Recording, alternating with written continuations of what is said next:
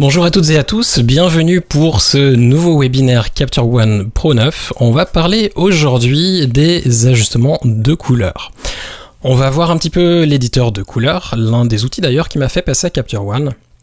On va voir comment l'utiliser autant pour la gestion de couleurs en manière globale comme pour les tons chers, donc pour la couleur de la peau, de manière un petit peu plus avancée. On va ensuite regarder la sélection et les ajustements de couleurs, donc notamment les tons chers. On verra ensuite comment créer des masques de réglage en fonction de nos différentes sélections de couleurs. On viendra ensuite parler de la balance des couleurs, dont on a peut-être d'ailleurs déjà parlé lors d'un précédent webinaire. Et c'est un outil qui est un petit peu particulier à Capture One, surtout par rapport à son interface. Et enfin, on parlera de la courbe Luma, dont on avait parlé déjà précédemment, mais qui sera intéressante aujourd'hui par rapport aux couleurs. Pour ceux qui ne me connaissent pas encore, je m'appelle Quentin Descaillets, je suis photographe et retoucheur et vous pouvez retrouver mon travail sur mon site quentindescaillets.com. Nous allons être ensemble pendant environ 60 minutes, au cours desquelles d'ailleurs vous allez pouvoir poser des questions et je vais essayer d'y répondre. S'il devait rester des questions par la suite, n'hésitez pas à contacter le support Phase One qui se fera un plaisir de vous répondre très rapidement. Pour poser vos questions, vous devriez avoir un panel sur la droite de votre écran, à moins que vous ne l'ayez déplacé. Et vous aurez un petit bouton pour poser vos questions. Si vous êtes sur iOS ou Android, au fond de votre écran, vous aurez un petit point d'interrogation qui vous permettra ensuite de poser vos questions. Enfin, si vous deviez ne pas pouvoir rester jusqu'à la fin du webinaire, vous pourrez retrouver d'ici quelques jours la vidéo sur la chaîne YouTube de Phase One et vous pourrez ainsi la regarder ou la re-regarder. Je vous propose sans plus attendre de passer direct dans le vif du sujet et de passer donc à Capture One et regarder un petit peu les sujets du jour. J'ai déjà une session qui est actuellement ouverte avec des images. Si vous deviez avoir quelques petits soucis par rapport au catalogue et aux sessions, le premier webinaire, qui est d'ailleurs déjà disponible sur la chaîne YouTube, vous parlera, en fait, vous expliquera un petit peu la gestion d'un catalogue ou d'une session, principalement du catalogue. La session sera quelque chose sur laquelle on reviendra un petit peu plus tard dans un prochain webinaire. On va donc ouvrir une image et je vais prendre la première qui se trouve au début de ma session. Pour les agrandir ou les passer en tout grand, simplement CTRL ou commande Y sur votre clavier.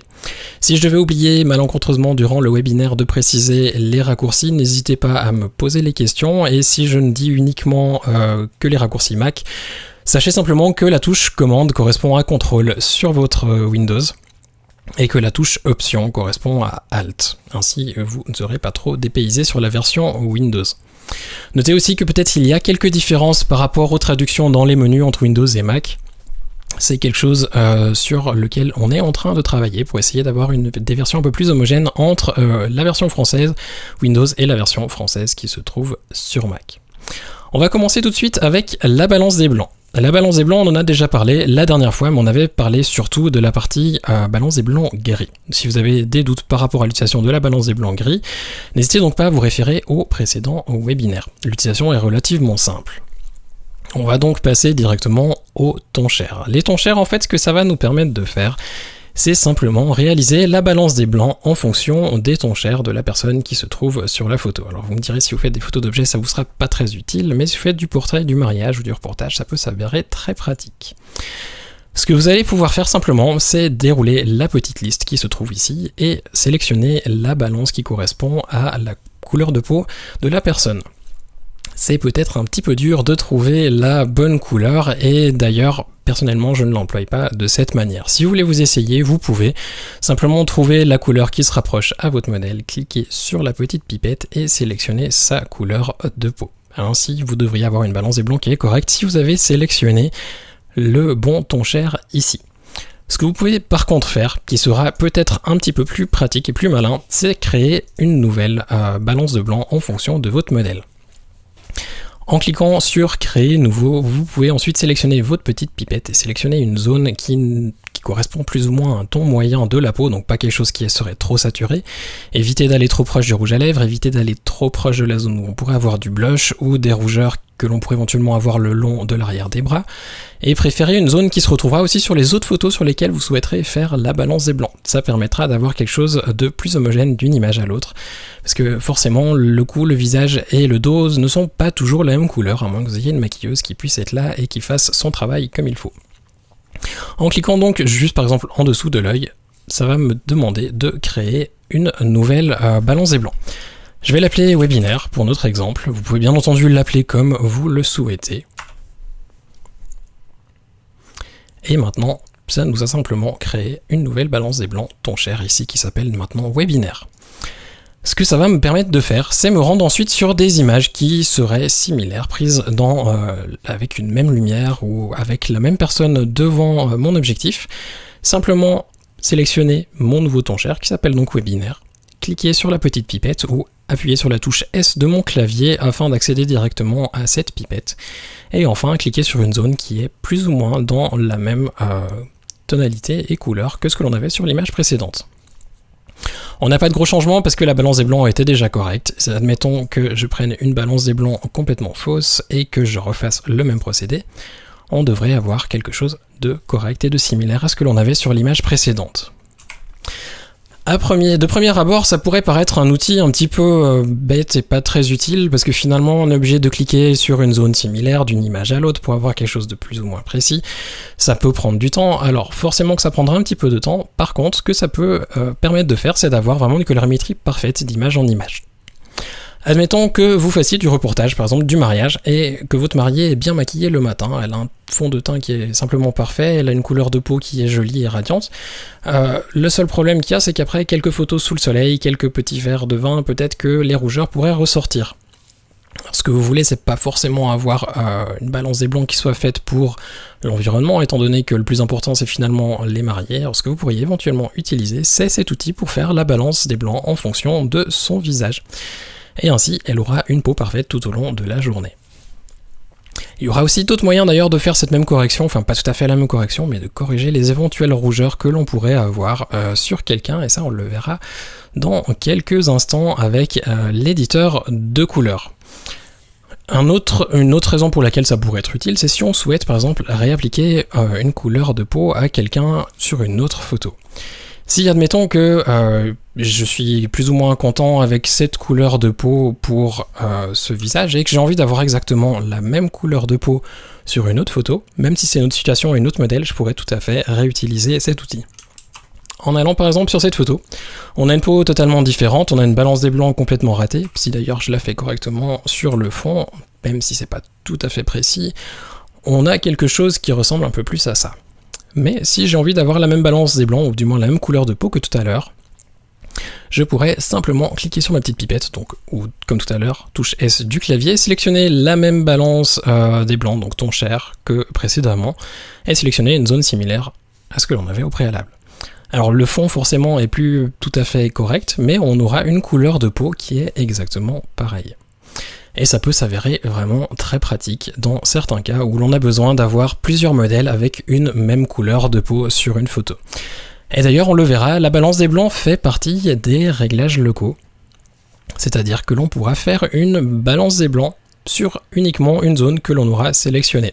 Et ainsi, ça nous évitera ce que l'on a actuellement, c'est-à-dire un fond vert qui est censé à la base être blanc.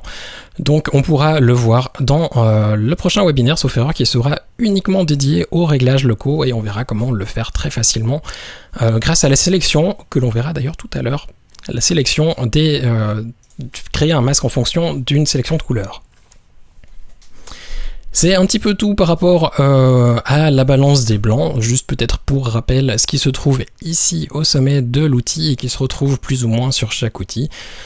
On a tout d'abord le petit point d'interrogation qui nous permet d'aller directement à l'aide en ligne. Alors peut-être que certaines pages sont encore en anglais, on y travaille, ça va bientôt tout arriver en français. On a le petit bouton A qui est simplement une balance automatique qui fonctionne généralement très bien.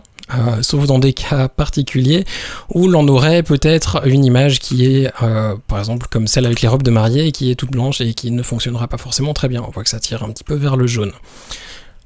Après, on a le petit outil de copie des réglages qui va nous permettre d'appliquer un même réglage à plusieurs images. Admettons que si je reviens en arrière, commande ou CTRL Z pour revenir en arrière, je prends toutes mes images, donc commande majuscule, ou plutôt majuscule et clique sur toute ma sélection, et ensuite commande Y pour revenir sur toutes mes images en affichage un petit peu plus grand. Je vais pouvoir copier ma balance de blanc sur toutes les images qui se trouvent ici. Donc ce que je vais simplement pouvoir faire, c'est appuyer sur majuscule de mon clavier en ayant bien cela actif. Et ça va me permettre de coller le réglage sur toutes les autres images.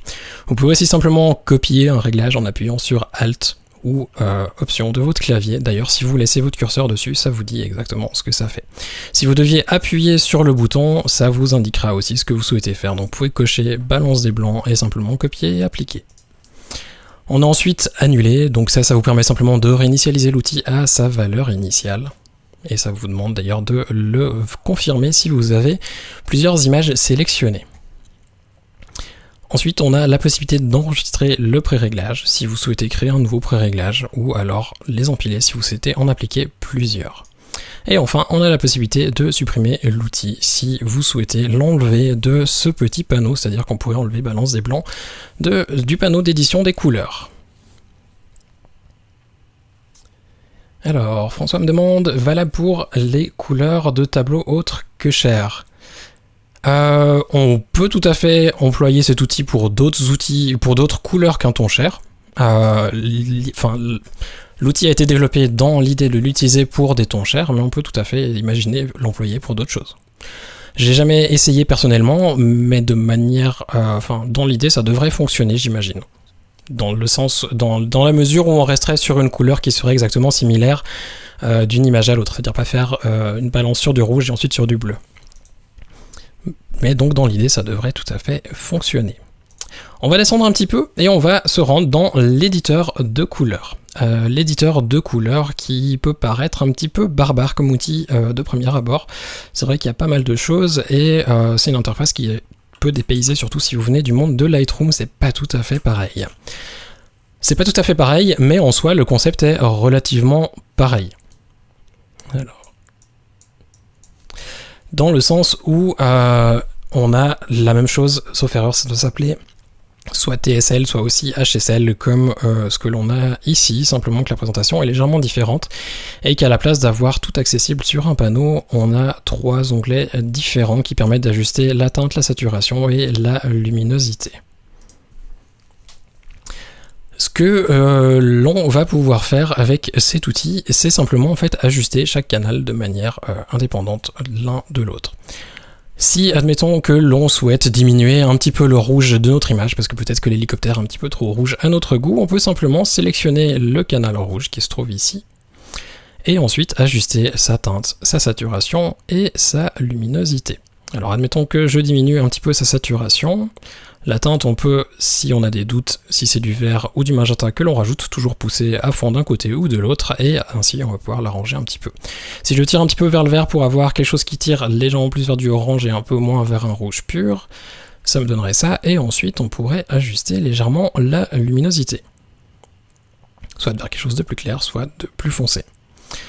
L'outil est donc relativement simple à employer, et les seuls doutes que l'on peut avoir en fait, c'est sur quel canal travailler. Si on a un doute sur quel canal travailler, ce que l'on peut tout simplement faire, c'est sélectionner notre petite pipette qui se trouve ici, et aller sur la zone que l'on souhaite modifier. Admettons que l'on a un doute si les arbres qui se trouvent derrière sont vraiment jaune-orange, ou alors s'ils sont plutôt verts, on peut simplement utiliser notre pipette et cliquer dessus, et ça va nous sélectionner le canal automatiquement, et on voit qu'on est même dans du presque rouge.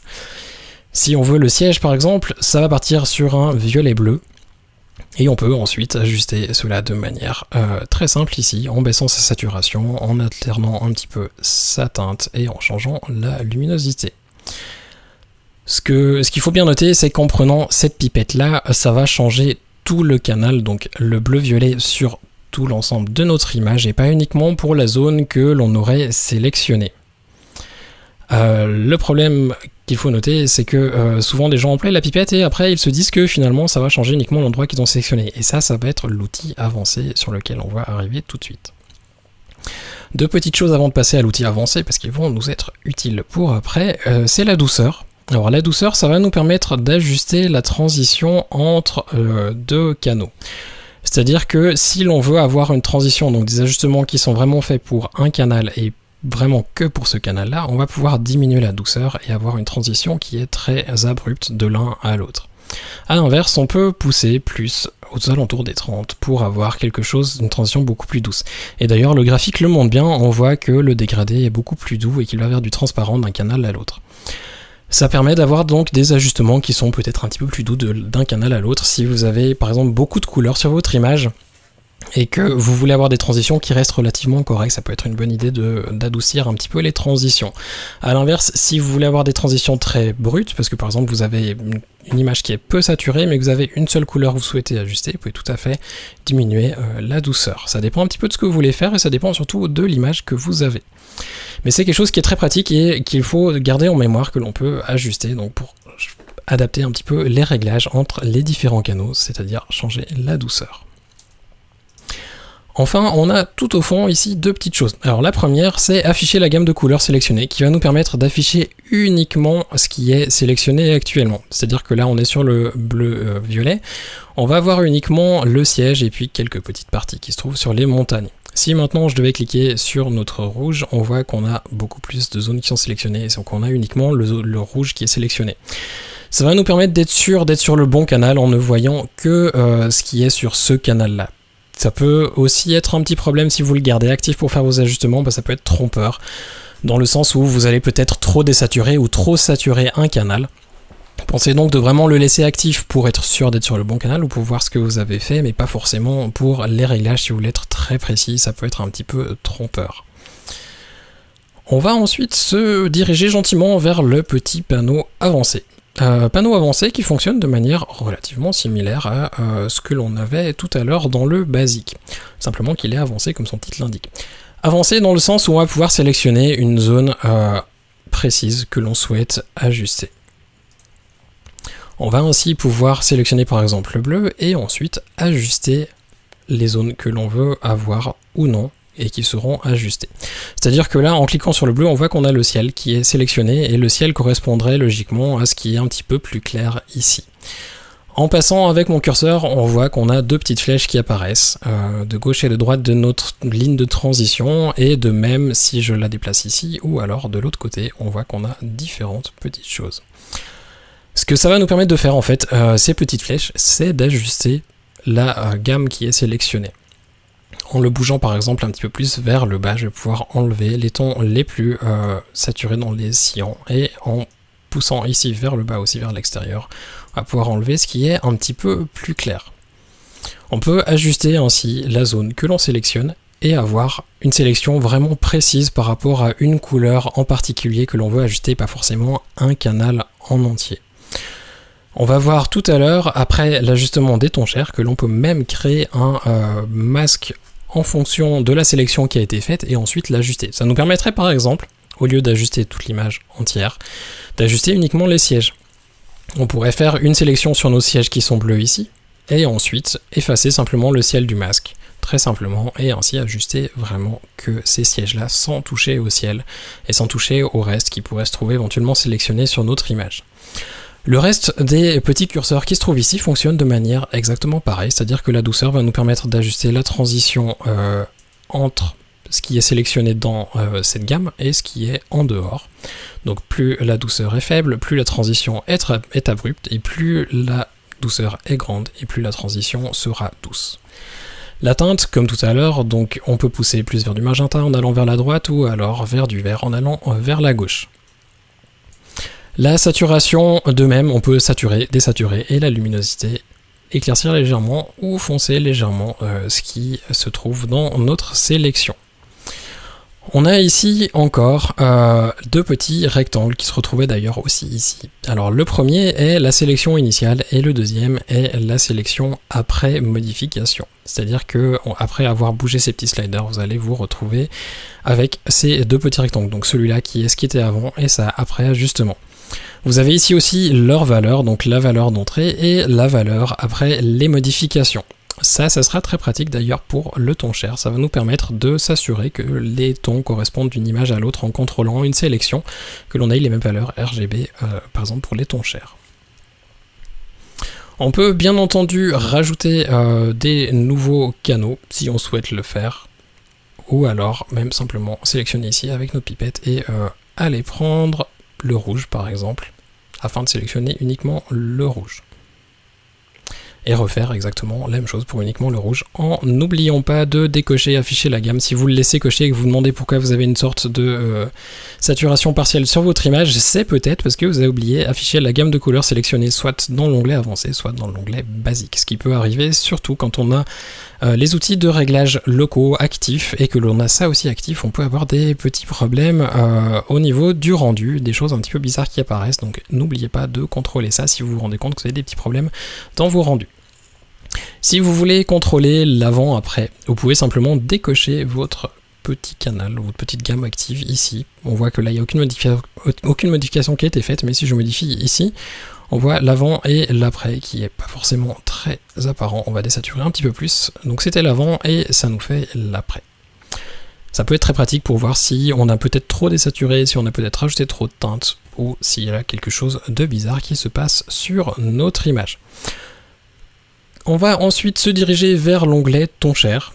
Ton cher qui fonctionne plus ou moins pareil, mais on a en fait une petite partie en plus qui s'appelle uniformité. Et d'ailleurs ça va prendre tout son sens dans quelques instants. On va sélectionner pour regarder cette image-là une autre photo qui sera peut-être un petit peu plus pratique pour ça. C'est celle-ci où on voit qu'on a effectivement des différences de saturation et de teinte sur la peau. C'est-à-dire que dans le coup, par exemple, on voit qu'on a des teintes. Ici, on a quelque chose qui est plus saturé que sur le visage et on a quelques rougeurs ou un petit peu de vert bleu sur certaines zones à cause des veines. Alors peut-être qu'avec la compression web, c'est pas forcément très visible, mais sur l'écran, c'est assez flagrant et l'outil Ton cher va nous permettre de corriger ou du moins de diminuer un petit peu ces soucis-là. Ce que l'on va simplement faire, c'est sélectionner notre pipette ici. En cliquant dessus, sélectionner correction couleur chair et sélectionner la couleur chair que l'on souhaite adapter. En cliquant dessus, on a maintenant, comme tout à l'heure, la roue de couleur qui s'affiche avec notre petit fromage sélectionné. On a toujours notre douceur que l'on peut ajuster et d'ailleurs pour faire une sélection un petit peu plus précise, on va cocher afficher la gamme de couleurs sélectionnée. Ça nous permettra de voir un petit peu mieux ce que l'on a de sélectionné même si on n'a pas beaucoup de saturation sur cette image. On voit par exemple que pour le moment, notre espèce de nuisette robe que l'on a ici est toujours sélectionnée. Et c'est pas forcément quelque chose que l'on a envie, surtout que dans les tons chers que l'on a sur cette image-là, on n'a pas forcément quelque chose d'aussi saturé ni d'autant foncé que ce que l'on aurait sur ce rouge-là. On va donc essayer de diminuer un petit peu dans un premier temps la douceur, ce qui devrait nous permettre d'avoir une transition un petit peu plus dure. D'ailleurs, on voit que sur cette partie, on commence gentiment à avoir du gris. On va enlever ce qui est très dans les rouges, presque vers du rose, parce que finalement, on n'en a pas tellement, à part dans le cou. On va donc faire attention de ne pas trop en enlever non plus.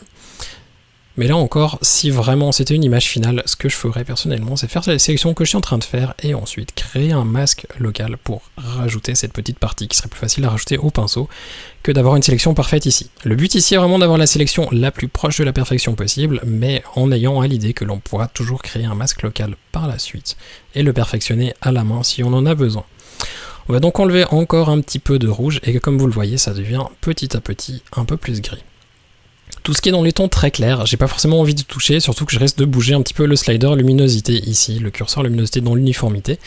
Et le problème, c'est que l'uniformité en fait va permettre d'uniformiser soit la teinte, soit la saturation, soit la luminosité. Donc si je sélectionne mes tons les plus clairs et que je change la luminosité, les tons les plus clairs risquent de ne plus être autant clairs que ce qu'ils l'étaient. Et dans le cas de cette image-là, les tons les plus clairs ont un petit peu leur intérêt pour donner cet effet tridimensionnel au visage de la modèle, et donc je vais éviter de les retirer. Je vais donc enlever la partie la plus claire, et on a quelque chose qui se rapproche gentiment et qui devient pas mal. Je vais encore diminuer un petit peu la saturation ici, et c'est pas trop mal. On a donc ici, comme tout à l'heure, l'avant, l'après, on a les valeurs que l'on peut ajuster, et un conseil que je peux vous donner avant d'aller ajuster les valeurs et de regarder l'avant-après, c'est de trafiquer avec la partie uniformité. L'uniformité, donc comme je disais, ça va uniformiser ce qu'il y a dans votre sélection. Le problème qu'il y a, c'est que si vous touchez aux valeurs avant de toucher à l'uniformité, vous risquez d'avoir des choses un petit peu particulières. Il vaut mieux toucher à l'uniformité, qui va par exemple, pour la teinte, plutôt tirer le tout vers du vert ou vers du magenta et qu'ensuite vous pourrez corriger avec la valeur teinte vers la valeur que vous souhaitez, un peu plus verte ou un peu plus magenta. Par contre, si vous travaillez la teinte avant dans les valeurs, vous risquez de devoir la rechanger après avoir bougé uniformité. Donc pour gagner un petit peu de temps, pensez à changer d'abord l'uniformité et si vous en avez besoin, de toucher aux valeurs si ça devait s'avérer nécessaire. On va décocher parce que finalement du moment où notre sélection est faite, on n'a plus forcément besoin de n'avoir que ça de visible. On va donc garder toute l'image visible en couleur. On va changer l'uniformité de la teinte. On voit qu'on n'a pas forcément la même teinte sur le visage que sur le haut du corps. Ça risque d'être peut-être un petit peu compliqué à voir sur vos écrans, surtout avec la compression du web, mais ça devrait changer légèrement. Donc je vais le pousser à fond et ce qu'on va essayer de faire, c'est faire un avant-après sur cet outil. En appuyant sur commande plus Alt, enfin commande option ou CTRL Alt sur votre clavier et clic sur la petite touche de réinitialisation ici, vous allez pouvoir réinitialiser que l'onglet de l'outil actif. C'est-à-dire que plutôt que de réinitialiser ces trois onglets en maintenant CTRL plus Alt ou commande plus option sur votre clavier, vous allez réinitialiser uniquement le petit onglet actif. Et en relâchant le tout, vous allez pouvoir voir l'après. Ça va pas réinitialiser tous les outils. Si vous voulez réinitialiser tous les petits panneaux pour faire un avant-après, vous pouvez simplement appuyer sur Alt ou Option et faire la même chose. CTRL, commande plutôt. Et ça va réinitialiser uniquement pour faire un avant-après. Donc ça, c'est notre teinte que l'on peut ajuster selon ce que l'on a besoin. Évitez peut-être dans l'uniformité de les pousser trop à droite. Vous risquez peut-être d'avoir des choses un petit peu particulières si vous les poussez trop. Ça a tendance généralement à trop uniformiser, et même si techniquement ce serait parfait, dans un terme de rendu, ça peut avoir un effet un petit peu spécial au regard. Généralement, des valeurs, ça dépend un petit peu de l'image que vous avez et des problèmes que vous pourriez avoir, mais on va dire que si vous avez une maquilleuse qui est pas forcément douée, ou alors si vous n'avez pas le luxe d'avoir une maquilleuse ou un maquilleur, vous allez pouvoir corriger pas mal de choses comme ça.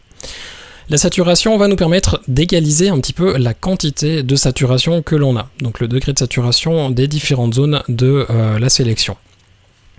Si je le tire un petit peu, on va avoir une différence. De nouveau, ça va être très léger et surtout avec la compression, je pense pas que vous allez voir énormément. N'hésitez donc vraiment pas à utiliser cet outil chez vous et de l'utiliser sur des photos qui sont peut-être un petit peu des cas extrêmes. Vous allez voir qu'il y a une différence et que ça va vous permettre de gagner énormément de temps en termes de traitement de couleurs dans Photoshop par la suite si vous avez des portraits à retoucher. La luminosité, alors celui-là risque d'être bien plus visible, c'est que si on le tire tout à droite, on voit que ça va égaliser vraiment toute la luminosité de la sélection. Alors l'effet HDR il est plutôt agressif et d'ailleurs c'est une des raisons pour lesquelles, et c'est un des sliders les mieux pour montrer qu'il vaut mieux éviter de pousser les curseurs trop à droite lorsqu'on fait un traitement d'un fichier RAW. Gardez-le assez bas, surtout celui de la luminosité. Ça a tendance à faire ressortir énormément de détails des tons sombres et ça va perdre un petit peu le contraste initial de votre image. Si personnellement je l'augmente, c'est très légèrement, juste pour faire ressortir un petit peu de détails sur les tons les plus sombres, mais je l'augmente rarement énormément, simplement à cause de l'effet bizarre que ça donne comme on l'a vu tout à l'heure. Maintenant que l'on a fait ces ajustements, on pourrait tout à fait bouger la teinte comme tout à l'heure, donc à droite pour du vert et à gauche pour du magenta, ou alors la saturation pour resaturer ou désaturer un petit peu, et la luminosité pour augmenter la luminosité globale de la peau, ou simplement la diminuer. Je vais pour ma part la désaturer un petit peu parce qu'on va en plus l'employer après pour la balance des couleurs et ça sera intéressant d'avoir une image qui est un petit peu désaturée. Je vais donc désaturer légèrement la peau de la modèle, avoir une teinte qui tire un petit peu plus vers du magenta et avoir une luminosité un petit peu plus élevée pour avoir une différence plus grande par rapport au fond qui se trouve derrière pour garder une différence de tonalité entre les deux. C'est un petit peu dans les grandes lignes ce que vous pouvez faire dans l'éditeur de couleurs. Dans les grandes lignes, parce que vous pouvez toujours aller un petit peu plus loin, et c'est des outils qui peuvent s'avérer très intéressants et très puissants. Peut-être encore une chose qui pourra vous intéresser si vous voulez aller un petit peu plus loin et vous amuser avec, c'est en cliquant sur le nom éditeur de couleurs et le tirer en dehors, vous pouvez agrandir. Et ce que ça va vous permettre de faire, c'est voir le petit point qui se trouve ici, qui était déjà visible auparavant, mais qui va pouvoir être déplacé. En déplaçant ce point, en fait, vous allez pouvoir changer la couleur de la peau. Alors c'est quelque chose à employer avec douceur au début parce que c'est un petit peu dur à gérer, surtout si vous n'agrandissez pas l'outil. Mais vous allez pouvoir attribuer la couleur que vous souhaitez à la peau de la modèle et ça peut être vraiment très pratique pour faire de la correction de couleur sur la peau uniquement. A noter que vous pouvez faire la même chose dans l'onglet avancé pour une sélection de couleurs. Sauf erreur, même dans la partie basique, vous devriez pouvoir le faire, même si personnellement j'emploie pas, mais vraiment dans les tons chers, c'est là où ça prend tout son sens, vous allez pouvoir déplacer le petit point et avoir la couleur de peau que vous souhaitez. A noter enfin que l'outil ton cher, comme ça a été demandé avant pour la balance des blancs, peut être utilisé pour d'autres couleurs. C'est-à-dire que si vous n'avez pas un portrait, mais que peut-être vous avez un outil, un objet ou autre chose avec une couleur, mais qui pourrait avoir des textures qui font que la couleur pourrait varier, vous pouvez tout à fait faire une sélection sur une autre couleur et ensuite utiliser cet outil-là pour faire un ajustement. Petit exemple peut-être avec cette photo, qui d'ailleurs sera un bon exemple, avec le jeans, si on sélectionne la pipette, en allant dessus, si je uniformise un petit peu la teinte, la saturation et la luminosité, je pousse tout au maximum, on voit que ça uniformise effectivement et ça tient compte des différents canaux sans forcément tenir compte de la couleur, que ce soit du ton cher ou non. C'est pas forcément important, même si à la base ça a été développé pour le ton cher. Vous pouvez tout à fait utiliser pour d'autres choses. Enfin, dans cet outil, pour faire un petit peu un lien avec le prochain webinaire qui aura lieu dans quelques semaines, vous avez, je vais revenir sur la photo d'avant, dans la partie ici, enfin peu importe si vous êtes sur avancé ou ton cher, vous allez pouvoir faire, en cliquant sur les trois petits points, création du masque à partir de la sélection. Alors ce que ça va vous permettre de faire, si je clique dessus, c'est créer un masque en fait qui contient uniquement ce qui est sélectionné ici. Si je viens maintenant dans mes réglages locaux, on a un nouveau truc qui s'appelle couche 1. Et en appuyant sur la touche M de mon clavier, ou alors en allant dans le menu, sous toujours afficher le masque d'affichage, on voit que l'on a maintenant en rouge ce qui a été sélectionné. Et c'est finalement un nouveau masque de réglage local que l'on pourra ajuster à l'aide des réglages locaux qui se trouvent ici. S'il nous reste un petit peu de temps en fin de webinaire, je vais essayer de passer vite fait dessus pour vous montrer un petit peu ce qu'on peut faire dessus. En attendant, autrement, n'hésitez pas à vous amuser avec.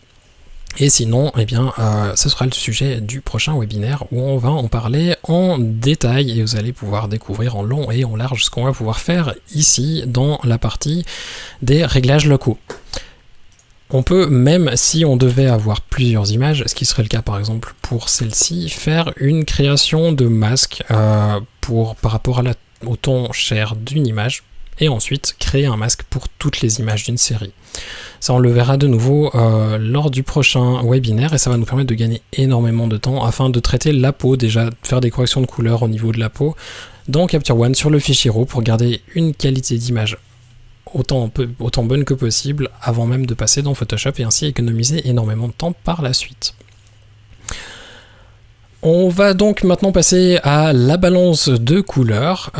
Balance de couleurs qui est un outil un petit peu particulier. Alors il existe, parce que c'est vrai que j'ai eu tendance à dire dans le passé que ça n'existait pas sur d'autres logiciels, simplement que ça n'existe pas sur d'autres logiciels de photos sous la même forme qu'il existe dans Capture One. On le retrouve énormément dans les logiciels vidéo avec l'interface similaire, mais par exemple dans Photoshop il ressemble pas tout à fait. Il ressemble pas tout à fait à ce que l'on a ici dans Balance des couleurs. Alors Balance des couleurs, donc c'est ça. On a plusieurs petits onglets. Il y en a 4. Au total, 5 plutôt, si je sais bien compter. 5, mais en réalité, on en a 4 qui sont différents et un qui regroupe les 3 suivants.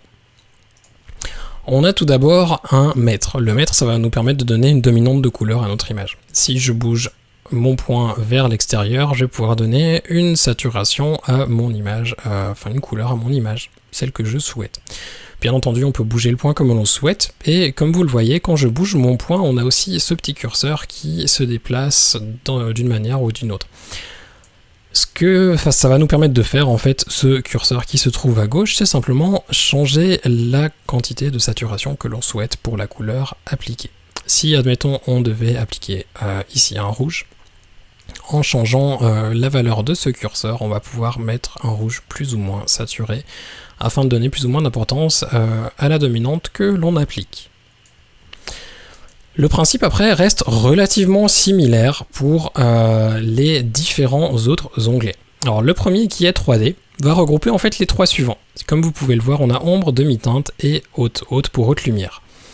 Ombre donc qui se retrouve ici, demi-teinte qui se trouve juste là, et haute lumière qui se trouve ici. Alors les mots se chevauchent un petit peu parce que forcément en français on est obligé d'avoir des mots un peu plus longs qu'en anglais, mais le principe reste le même que ce que l'on avait ici soumettre. La seule différence est le curseur qui se trouve à droite.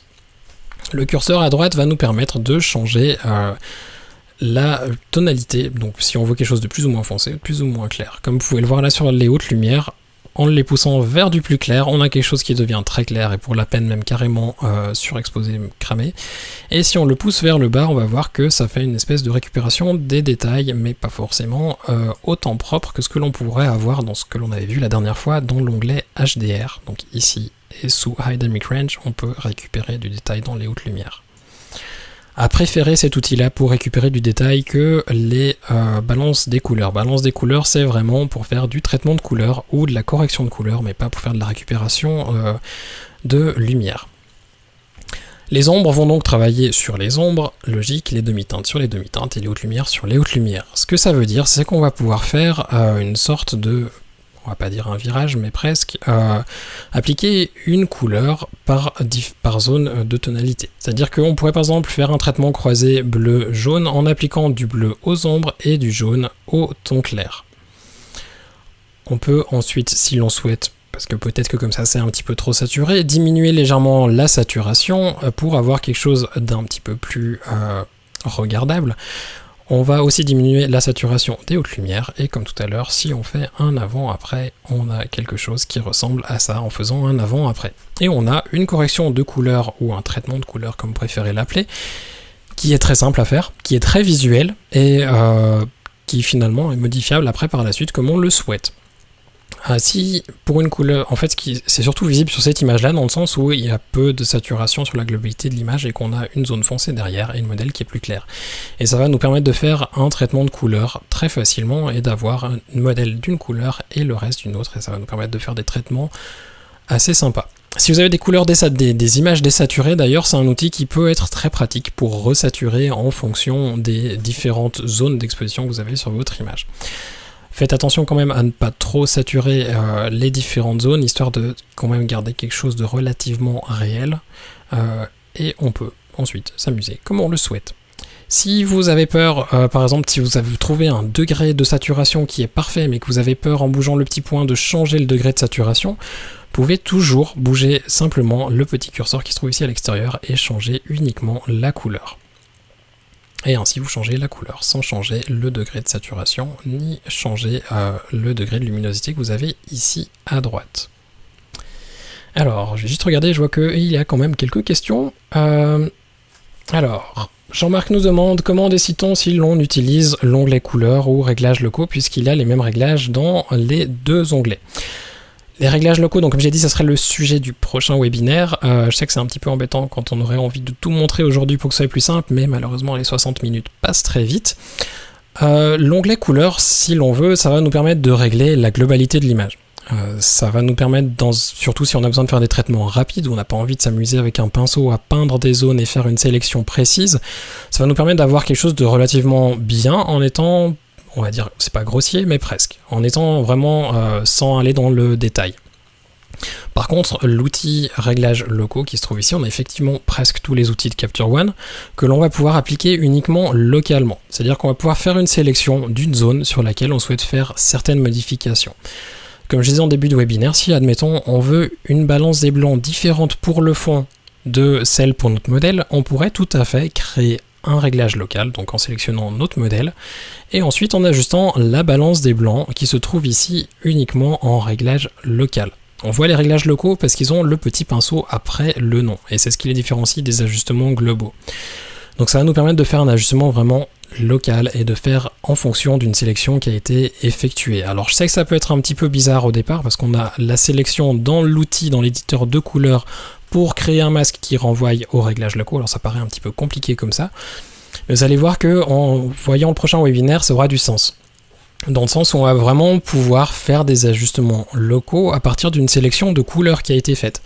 Plutôt que d'aller s'amuser à peindre à la main une région de l'image qu'on le souhaite ajuster, on peut simplement ajuster en fonction d'une couleur et donc créer un masque qui est fait en fonction de cette couleur. Et ça, c'est quelque chose qui est très puissant et qui permet de gagner énormément de temps sur des traitements de l'eau. Ensuite, François qui nous demande: je récupère souvent le ciel avec la balance des couleurs, moins de luminosité sur le bleu clair, il y aurait mieux à faire. Alors, pour récupérer, si c'est uniquement sur une zone, là encore, je pense que le prochain webinaire aura énormément d'utilité dans le sens où on pourrait faire un ajustement local en faisant une sélection par rapport à la couleur du ciel et ensuite récupérer avec les hautes lumières. Et là, effectivement, ça risque d'être bien plus pratique que la balance de couleurs. La balance de couleurs, elle est bien, mais elle est faite pour faire de la gestion de couleurs et pas forcément pour récupérer du détail dans certaines zones. Encore une fois, si ici je diminue les hautes lumières, on voit que c'est pas forcément une récupération dans les détails. Par contre, si on change les hautes lumières ici, on va voir qu'on récupère un petit peu plus de détails quand même que ce que l'on avait dans l'autre outil. Il vaut donc mieux préférer faire une sélection sur le ciel et utiliser ensuite l'outil dans les réglages locaux, la récupération des hautes lumières. Je pense que ça aura bien plus de sens et sera bien plus pratique à utiliser. Alors, à noter que dans la version 9.2, l'entrée par valeur par le clavier ne fonctionne pas dans les réglages locaux. Fort probable, possible, je ne l'ai pas encore utilisé, mais ça semble marcher.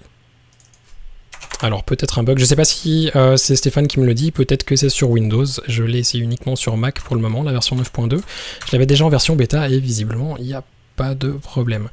Le nom non plus. Peut-être uniquement lié à Windows. Pour continuer un petit peu avec la balance de couleurs, on va y revenir. Hop, on était ici. Donc on peut faire ces ajustements, on peut donner des dominantes de couleurs. D'ailleurs, en parlant de dominantes de couleurs, j'ai pas d'exemple sous la main, mais on pourrait utiliser par exemple cette photo-ci pour corriger une dominante de couleur, parce qu'on a des fois la balance des blancs qui arrive au bout de ce qui est possible d'être corrigé. Ça m'arrive souvent en mariage, quand on a des lumières magnifiques magenta le long des murs, où on a une correction de couleur à faire sur l'image, et malheureusement la balance des blancs est incapable de récupérer. Ce qu'on peut faire pour atténuer un petit peu ça, c'est donner une dominante de couleur à notre image avec la couleur inverse de celle qui est actuellement dominante.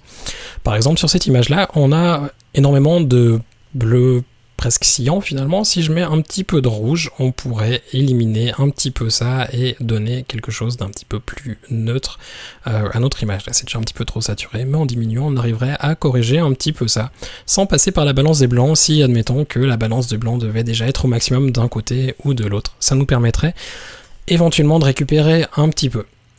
Je sais qu'il y a des fois des gens qui font de la photo sous l'eau et que c'est souvent un problème, la balance des blancs. Je dis pas que la balance des couleurs pourrait tout corriger, mais ça pourrait permettre peut-être d'éventuellement atténuer un petit peu les problèmes que l'on pourrait avoir en mettant une dominante de la couleur opposée à celle que l'on a sur l'image, sur le fichier RAW, afin de corriger un petit peu le problème. Alors, je vais juste regarder encore les questions. Je vois que vous en avez quelques-unes. Le mode maître permet-il de corriger les températures de couleur? C'est finalement un petit peu ce que je viens de dire, je pense que la question était posée juste avant. Donc effectivement, on peut corriger un petit peu la température de la couleur. À préférer quand même l'outil balance des blancs pour faire de la correction de la température, c'est un petit peu plus fait pour, on va dire, et un petit peu plus pratique, mais on peut tout à fait utiliser la balance des couleurs. Finalement, c'est uniquement une correction des couleurs, et ça fonctionne tout à fait très bien. Alors, Florian qui nous dit ça fonctionne sur Windows pour donc les ajustements locaux avec l'entrée sur le clavier. Peut-être Stéphane, si ça fonctionne pas sur votre ordinateur, essayez de contacter directement le support Phase One pour regarder avec eux. Malheureusement, ça semble fonctionner sur Windows et là sur mon ordinateur, donc peut-être un petit souci sur la version que vous avez. On va donc continuer. Je voulais encore vous montrer un petit truc pour résumer un petit peu tout ce que l'on a pu regarder aujourd'hui. C'est simplement la correction d'un négatif. Alors les négatifs, si vous en avez, vous pouvez tout à fait prendre des photos avec votre appareil en les éclairant depuis le dessous avec votre iPad ou avec un flash ou avec ce que vous voulez, et en les passant dans Capture One ou même encore mieux en shootant de manière connectée. D'ailleurs un des sujets d'un prochain webinaire. On va ensuite pouvoir récupérer les couleurs, les corriger et avoir quelque chose de positif. Alors ça peut paraître un petit peu bizarre comme démonstration, mais ça va nous permettre de voir un petit peu tous les outils de gestion de couleurs que l'on a vus aujourd'hui. et même de repasser sur les courbes que l'on avait vues un petit peu en vitesse la dernière fois et de parler de la courbe Luma et de la différence par rapport aux courbes normales. Pour faire une inversion des négatifs, il y a deux moyens. Le premier étant d'inverser une courbe, donc la courbe RVB. En l'inversant, on a un positif. Comme vous pouvez le voir, j'ai de l'eau un petit peu calcaire chez moi et du coup l'image est très bleue. L'autre possibilité étant d'inverser les niveaux. Les niveaux, on tire le blanc à gauche et le noir à droite. À faire en deux étapes, sinon ils vont pas se croiser les petits sliders. On les croise simplement pour indiquer que ça c'est le point noir de notre image et que l'on veut qu'en réalité ils correspondent au point blanc qui se trouve sur notre fichier. Donc ce que l'on souhaite être un point noir est en réalité le point blanc de notre fichier et le point blanc est en réalité le point noir étant donné que c'est un négatif et ça va ainsi l'inverser. On va ensuite pouvoir faire une correction de la balance des blancs. Ce qui marche en général très bien, c'est avec la petite pipette grise ici, de sélectionner simplement le bord qui devrait être logiquement noir. Si de nouveau on souhaite employer un ton cher, parce qu'on a une modèle et qu'on sait que ça marche bien pour sa peau, on pourrait très bien réutiliser ce que l'on avait tout à l'heure. Le seul problème qu'il y a, c'est que comme c'est un négatif, on aura une inversion et qu'il vaudrait mieux créer donc le ton cher avec le négatif plutôt que sur une image qui est positive comme on l'avait tout à l'heure. Sur les négatifs, en général, pour du portrait, j'ai pour ma part j'ai ça comme valeur. On va simplement retourner l'image histoire que ce soit un petit peu plus sympa à regarder. On peut aller dans l'outil pivoter ou alors, si vous voulez passer d'un outil à l'autre, comme là on voit que pivoter c'est R pour rotation, on peut simplement appuyer sur majuscule et R et ça va nous permettre de passer, alors si vous regardez le petit curseur, ça va nous permettre de passer d'un outil à l'autre. Et en cliquant sur l'image, simplement de retourner notre photo. On a maintenant un négatif qui est pas trop mal, dans le sens où il est déjà positif, c'est un bon début. On va ensuite se rendre dans les outils de couleur. On peut corriger éventuellement, comme on le disait tout à l'heure, donc si on a une dominante un petit peu forte d'une couleur ou d'une autre, comme là on a quand même encore pas mal de rouge, on pourrait éventuellement introduire un petit peu de cyan ou de bleu pour corriger un petit peu ce que l'on a. Petit problème, si vous avez des négatifs, c'est une des raisons aussi pour lesquelles je tenais à vous le montrer, c'est que si vous faites ce genre de choses, vous aurez des outils qui sont inversés. Donc là, si je rajoute, on voit qu'on a du rouge. On va donc faire une petite correction en rajoutant un petit peu de cyan, donc l'inverse, et retourner dans les outils d'exposition pour accéder à notre outil courbe. L'outil courbe donc dont on avait parlé la dernière fois et qui va nous permettre, juste fermer les autres outils pour qu'ils soient un peu plus visibles, qui va nous permettre d'ajuster par exemple le contraste de notre image. On a donc plusieurs canaux. On a le RVB qui va nous permettre d'ajuster la luminosité mais qui va altérer la saturation de l'image aussi. On a la couche Luma qui va nous permettre d'ajuster aussi la luminosité de notre image, mais sans toucher à la luminosité, sans toucher à la saturation plutôt. Et enfin on a le rouge, le vert et le bleu. Rouge qui correspond au rouge et au cyan, le vert qui correspond au vert et au magenta, et enfin le bleu qui correspond au bleu et au jaune. Et ainsi on va pouvoir faire aussi notre correction de couleur via les courbes si on se sent plus à l'aise avec des courbes qu'avec l'outil que l'on a vu tout à l'heure, l'outil balance des couleurs.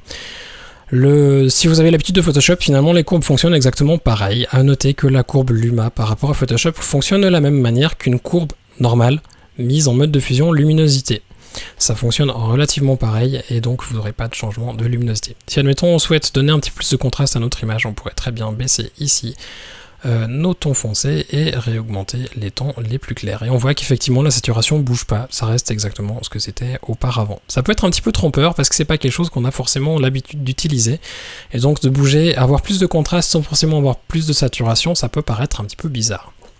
Si vraiment ça devait paraître trop bizarre, vous pouvez toujours l'ajuster indépendamment par l'outil saturation en augmentant légèrement la saturation ici. Bien entendu, vous pouvez faire aussi l'inverse, c'est-à-dire ajuster la couche RVB, donc changer, si je fais, on va annuler cela en double-cliquant sur le petit curseur. Si on ajoute un petit peu de contraste comme ça, on voit qu'on a plus de saturation qu'auparavant, mais ce qu'on peut faire si on en a trop, c'est simplement diminuer la saturation ici, à la place d'en rajouter comme je l'ai fait tout à l'heure. Ça dépend un petit peu de ce que vous préférez faire, si vous préférez gérer la saturation et la luminosité indépendamment, ou alors jouer avec la saturation et la luminosité en même temps, et ensuite changer le degré de saturation que vous avez sur votre image. On peut ensuite changer la saturation. Par exemple, rajouter un petit peu de rouge dans les tons plus foncés, un petit peu plus de cyan dans les tons clairs, et vraiment ajuster en fonction de ce que l'on a besoin. Si on souhaite encore faire d'autres modifications, on peut bien entendu se rendre dans l'éditeur de couleurs que l'on a vu tout à l'heure et ajuster par canaux.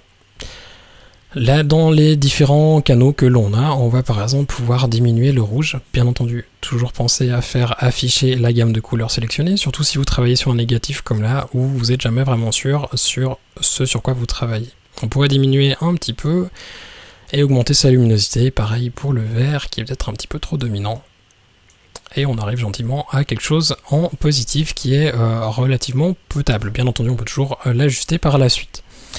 Et enfin, si vous voulez faire des ajustements, par exemple vous avez fait vos ajustements de couleurs ici, on a fait les réglages des courbes auparavant, vous pouvez créer un petit pré-réglage et ainsi le réappliquer sur une prochaine image. Pour créer un pré-réglage, donc on se rend dans ce petit onglet qui s'appelle Réglages. Et dans Réglages, on peut appuyer sur le plus et sélectionner ce que l'on souhaite inclure dans ce réglage. À moins que vous ne soyez sûr qu'il s'agisse exactement de la même série avec une exposition similaire, évitez de sélectionner l'exposition quand vous faites des pré-réglages, sinon vous pouvez éventuellement vous retrouver avec des petits problèmes. Composition, je vais aussi le décocher d'ailleurs pour éviter que ça retourne les prochaines images sur lesquelles j'appliquerai ce style. Et enfin, je vais faire enregistrer. Au moment d'enregistrer, c'est un petit peu comme la balance des blancs en faisant un ton cher, ça va me demander d'enregistrer avec un nom. Alors on voit qu'ici j'ai déjà un Portra 160 scan que j'avais fait auparavant. Je pourrais l'appeler exactement pareil, donc si je l'appelle Portra 2, simplement pour l'avoir. On va le retrouver ici dans les styles utilisateurs dans Portra 2. Et ça c'était celui que j'avais fait auparavant qui est un petit peu moins saturé. Et ce que ça va nous permettre de faire, ces pré-réglages, simplement, c'est d'être appliqué rapidement sur une autre image. Admettons que j'ai cette image-là qui est, et admettons même pas, c'est même une image qui est exactement un même film et développé le même jour, donc il devrait être pareil. Si j'applique le réglage que j'ai fait tout à l'heure, ça me fait mes corrections tout seul. Et ainsi, on peut gagner énormément de temps. Faire des pré-réglages, c'est quelque chose qui va vous permettre de gagner du temps sur beaucoup de choses, et là on va aussi essayer d'ailleurs d'en parler pour les réglages locaux. Les réglages locaux, on peut aussi les copier d'une image à l'autre s'il s'agit du même boîtier, mais ce que l'on va surtout pouvoir faire avec les pré-réglages et que j'aimerais pouvoir vous montrer si on a du temps la prochaine fois, comme là on arrive déjà presque gentiment au bout, c'est pouvoir les empiler, et ainsi si vous voulez empiler plusieurs réglages, par exemple avoir un réglage qui augmente l'exposition d'un stop sur une image, vous pouvez tout à fait l'imaginer le faire. Si vous souhaitez avoir un réglage qui augmente le contraste ou alors diminue la saturation ou passe en noir et blanc après avoir fait tous les ajustements que vous faites sur vos images, vous pouvez tout à fait le faire et les empiler afin de pouvoir rapidement faire vos réglages sans avoir à passer par tous les panneaux et tous les outils en détail pour chaque image. C'était un petit peu donc ce qu'il y avait par rapport au négatif. Je vais encore regarder, je vois que vous avez de nouveau quelques questions. N'hésitez pas d'ailleurs à poser vos questions, il reste environ 5 grosses minutes. S'il n'y a pas trop de questions, je vais encore prendre une autre image qu'on va regarder comment traiter avant de gentiment arriver au bout. Alors, est-il possible de voir où la pipette a été appliquée pour l'éditeur de couleurs, comme un point sur Lightroom? Alors, très bonne question, sauf erreur, il n'y a pas moyen de le faire, du moins pas à ma connaissance, mais c'est vrai que ça serait éventuellement une bonne addition. Je vais juste cliquer sur le menu. Effectivement, j'ai pas l'impression que ce soit le cas. Mais par contre, je vais en prendre note et je vais éventuellement transmettre ça au support Phase One pour une éventuelle addition. C'est vrai que c'est quelque chose qui est très intéressant de savoir où ça a été appliqué et ainsi pouvoir le bouger par la suite. Alors, y a-t-il un web prévu pour le noir et blanc? Effectivement, c'est vrai que je crois pas que c'est quelque chose qui a été prévu, à ma connaissance du moins. Le noir et blanc, on peut passer d'ailleurs vite fait dessus. Avec le temps qu'il nous reste, on le retrouve, on peut le faire de différentes manières. Noir et blanc, on peut le faire comme dans Lightroom ou dans n'importe quel outil. On peut simplement désaturer notre image. Alors c'est peut-être pas forcément génial, surtout si vous avez fait des ajustements dans la balance des couleurs, comme vous l'avez vu ici. Si je désature complètement mon image, on a encore les ajustements de la balance des couleurs qui existent. Par contre, ce que vous pouvez faire, c'est passer noir et blanc, ici activer noir et blanc, et ça va faire un vrai noir et blanc, et ensuite vous amuser avec les différents canaux pour ajuster la luminosité de chaque canal. À droite pour avoir quelque chose de plus clair, et à gauche pour foncer les tons. Alors, de nouveau à utiliser avec parcimonie, hein, si on pousse le rouge à gauche, c'est pas forcément très flatteur pour quelqu'un. Sauf erreur, vous devriez aussi avoir des pré-réglages, j'en ai peut-être en plus, je ne suis pas sûr si c'est exactement les mêmes par défaut. Mais vous devriez avoir normalement un certain nombre de pré-réglages, et en passant dessus, vous pouvez simplement avoir un aperçu de ce que ça donne, et ensuite les ajuster en fonction de ce que vous voulez. Si par exemple j'active le color chromatique 1, on a une base sur laquelle travailler, et on peut ensuite ajuster en fonction de ce que l'on souhaite. On peut même l'enregistrer par la suite, enregistrer le pré-réglage utilisateur, et ainsi on le retrouvera ensuite dans cette liste-là, sauf erreur, il devrait y avoir pré-réglage utilisateur à la place de pré-réglage d'origine en plus au fond de la liste, et ainsi on pourra l'appliquer par la suite. On peut aussi ajouter une séparation tonale si on souhaite par exemple réchauffer légèrement notre image. Si je rajoute un petit peu de jaune dans les tons clairs et ensuite que j'augmente la saturation, on voit qu'on peut donner simplement une séparation. Pas beaucoup plus compliqué que ça à utiliser. Après c'est plus les autres outils, est-ce que vous allez en faire, par exemple le contraste, rajouter un petit peu de contraste, ou alors la clarté pour le micro-contraste, rajouter un petit peu plus de punch à votre image. À part ça, le noir et blanc n'est pas forcément plus compliqué que ça à faire. Une autre manière encore de le faire peut-être, et qui est un petit peu plus spécifique à Capture One, c'est dans les profils ICC où vous pouvez vous rendre dans Effets, et ensuite ici vous avez 3 différents noirs et blancs. Par contre vous êtes obligé de cliquer dessus pour avoir le rendu qu'ils ont. Et là ça transforme en fait le profil ICC de l'image en un Phase One Effect panchromatique. Si vous souhaitez ensuite exporter le fichier RAW, par contre attention, en changeant le profil ICC, ça peut éventuellement poser quelques soucis. Vaut mieux le garder par défaut et changer, activer le noir et blanc ici que de le faire là, mais c'est aussi une solution. Si vous employez par exemple pour du web, ça va pas poser de problème du moment où vous pensez lors de l'export à changer le profil ICC en sRGB, Adobe RGB ou autre chose, afin qu'il applique les réglages mais qu'il les transforme dans un profil ICC qui soit lisible pour tout le monde. Alors, peux-tu revenir sur la sélection avancée qui devient un masque? La sélection avancée qui devient un masque, alors on va se rendre dans les outils de couleurs et ensuite dans l'éditeur de couleurs. Donc là, soit sous avancé, soit sous ton cher, exactement pareil. Je vais prendre les tons chers, mais le principe est le même. Je vais simplement enlever le réglage que j'avais déjà, qui se trouve ici. Comme ça, on en aura un tout neuf. Donc, dans les outils de couleurs, éditeur de couleurs et ton cher, on va cliquer sur les 3 petits points pour avoir plus de détails, plus d'informations et plus d'options. Et ensuite, on va cliquer sur création du masque à partir de la sélection. Et là, ça va créer notre nouveau masque. Pensez, si vous l'utilisez, à renommer, parce que couche 1, vous allez forcément plus trop savoir ce que c'est, surtout si vous en faites plusieurs. Et ainsi, on a la peau qui se trouve ici. Et si j'appuie sur M, la touche de mon clavier M, on a la sélection qui est faite. Et là, on en reviendra un petit peu plus en détail lors du prochain webinaire, mais on pourrait par exemple effacer ce qui se trouve ici sur le mur, effacer les restes de la nuisette, éventuellement sur les cheveux et les lèvres et les dents aussi, afin d'avoir une sélection qui ne corresponde plus que à la peau, et éventuellement rajouter aussi les petites zones qui nous manquent dans la nuque. Alors, Florian qui nous demande, peut-on choisir la taille de l'échantillonnage de la pipette en pixels comme dans Photoshop? À ma connaissance, pas. Et d'ailleurs, c'est une des raisons pour lesquelles il faut faire attention quand vous employez la balance des blancs avec les tons chers. C'est d'éviter de sélectionner une zone qui soit trop petite. Par exemple, sur des portraits comme j'avais au départ, où on a une photo en pied, il vaut mieux éviter de sélectionner une zone qui soit par exemple juste ici, parce qu'on pourrait éventuellement avoir le rouge à lèvres. Je dois avouer que je ne sais pas la taille en pixels de la sélection, c'est une chose sur laquelle il faudrait que je me renseigne. Mais effectivement, à ma connaissance, on ne peut pas le sélectionner. Et il vaut donc mieux éviter d'aller trop proche de zones qui pourraient avoir des saturations différentes. Alors, Jean-Marc nous demande une question en dehors du sujet du jour. J'utilise aussi Photomécanique pour mes editing, mais depuis que j'ai remplacé mon D800E par un D810 et que j'ai changé de logiciel de développement RAW pour Capture One, je ne peux plus voir mes RAW retouchés dans Photomécanique, elles apparaissent dans leur aspect original. Auparavant, après avoir retouché mes RAW dans Capture NX2, je pouvais voir mes RAW retouchés dans Photomécanique. Peut-on accéder à nos retouches dans Photomécanique? Alors, ce qui se passe dans Capture One, c'est que les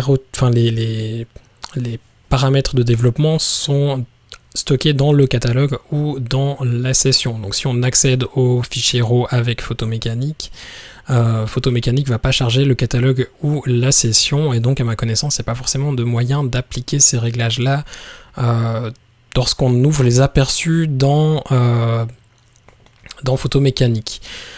Peut-être que dans les préférences, on arriverait à changer, mais quoique je doute que ça change grand-chose, c'est avoir une synchronisation des XMP. Mais je doute que Photomécanique puisse lire ce qui se trouve dans les XMP pour les appliquer. À essayer éventuellement, je dois avouer que Photomécanique, je n'utilise que pour du tri de photos de mariage et que c'est avant même d'avoir fait quelques retouches qui soient. Donc à essayer peut-être cette option-là, activer la synchronisation des XMP et synchroniser complète pour avoir les fichiers XMP avec les réglages qui sont effectués, mais j'ai un doute sincèrement que ça fonctionne réellement.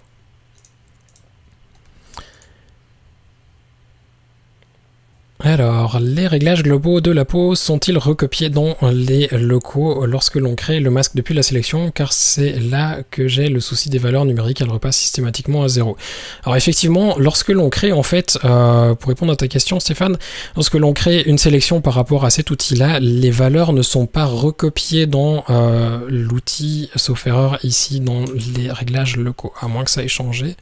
Je dois avouer que j'ai pas forcément fait attention à ça, mais sauf erreur, ils ne sont pas recopiés dans l'éditeur de couleurs. Elles sont vides, c'est-à-dire que si on veut faire des ajustements ici, il faudra refaire une sélection après avoir créé le masque. Ce que ça permettrait de faire, simplement d'avoir, si on a plusieurs modèles, de faire des ajustements par modèle.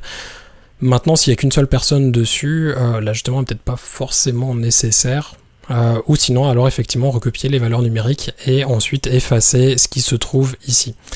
Vaut mieux l'effacer ici et le garder uniquement dans l'autre si on souhaite l'appliquer dans les réglages locaux. Sinon, le problème qu'il y a, c'est que le réglage va être appliqué à double l'un sur l'autre et que effectivement là, on peut avoir des choses un petit peu bizarres qui se produisent.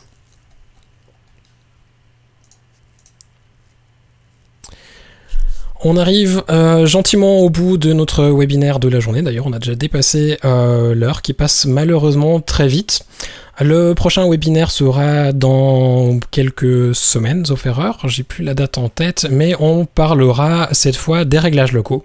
On pourra donc revenir d'ailleurs un petit peu plus en détail sur la dernière question de Stéphane par rapport à la recopie des paramètres d'un outil à l'autre en fonction de si c'est des réglages locaux ou non. Je vais aussi essayer de me renseigner par rapport à la taille de la pipette et voir si on arrive éventuellement à afficher un point de sélection pour la balance des blancs. En attendant ce prochain webinaire, si vous deviez avoir des questions, n'hésitez pas à contacter le support Phase One directement. Le webinaire sera d'ici quelques jours en ligne sur la chaîne YouTube de Phase One. Vous devriez d'ailleurs recevoir un email de suivi d'ici quelques jours avec le lien qui vous permettra de regarder à nouveau ce webinaire s'il y a peut-être des choses qui ont passé un petit peu vite. En attendant le prochain webinaire, je vous souhaite d'avoir une excellente fin de journée et à bientôt. Bonne soirée.